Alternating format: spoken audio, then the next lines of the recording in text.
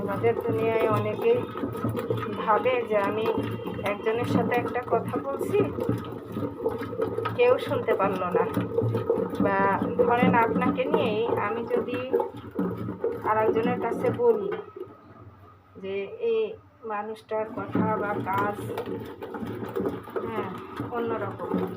যেমন ধরেন আমরা যারা ভাড়া থাকি, আমাদের সিঁড়ির টাকা ভাড়া বাদে আলাদা করে নিতে হয়। অনেক ধরনের কাজের বুয়ারা আছে, দেখবেন আমাদের কাছে এসে বলবে আপনাদের টাকা তার হাত দিয়ে কেন নেব। এবার বাড়িওয়ালার কাছে যে বলবে আপনি বাড়িওয়ালা, তার হাত থেকে কেন টাকা নেব। যে এই ধরনের দখলগুলি আমাদের, আমি জাস্ট একটা উদাহরণ দিলাম, এমন আমাদের ভিতরে অনেক আছে যা আমরা শুনতে পাই না, দেখতে পাই না, অথচ অনবরত আমাদের এগুলো হয়ে যাচ্ছে আমাদের সমাজে।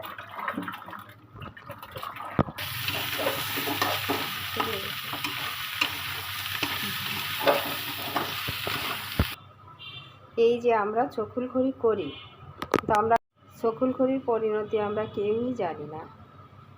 সৃষ্টিকর্তা বলছেন সরাসরি, তোমরা যে অন্যের নামে একজনের কাছে আরেকজনের সাথে কথা বলে দ্বন্দ্ব বাধায় দিলে, অথবা আরেকজনের বদনাম অগোচরে করলে ইনিয়ে বিনিয়ে, তোমরা কি জানো যে এটা কত নিকৃষ্ট? এটা হলো তোমার মরা মানুষের মাংস, এটা ভাবা যায়? তো আর সেখানে উদাহরণের কারণে সৃষ্টিকর্তা বলছে যে তুমি তোমার ভাইয়ের, মৃত ভাইয়ের মাংস খেলে, একজনের নামে বদনাম করলে। মানে সৃষ্টিকর্তা আমাদেরকে সবই দিয়েছেন জানার জন্য, বোঝার জন্য, জীবন পরিচালনা সুন্দরভাবে করার জন্য, অথচ আমরা তার কিছুই মানি না। আমরা অবশ্যই এটা মানার চেষ্টা করব। আজ আপনার জীবন ভালো যাচ্ছে বলে আরেকদিনও ভালো যাবে, এটার কিন্তু কোনো মানে নেই। প্রতিনিয়তই আমরা ভবিষ্যতে চিন্তা করে কাজ করব এবং চলব।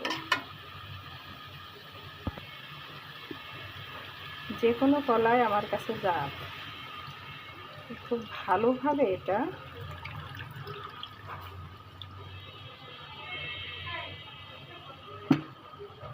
কষিয়ে নিয়েছি। আপনি যে ধর্মেরই হন না কোনো, চকুলখড়িকে কেউই পছন্দ করে না, দেখবেন সব ধর্মেরই নিষেধ আছে। তো সবাইকে আহ্বান জানিয়ে এখানেই, আল্লাহ হাফেজ।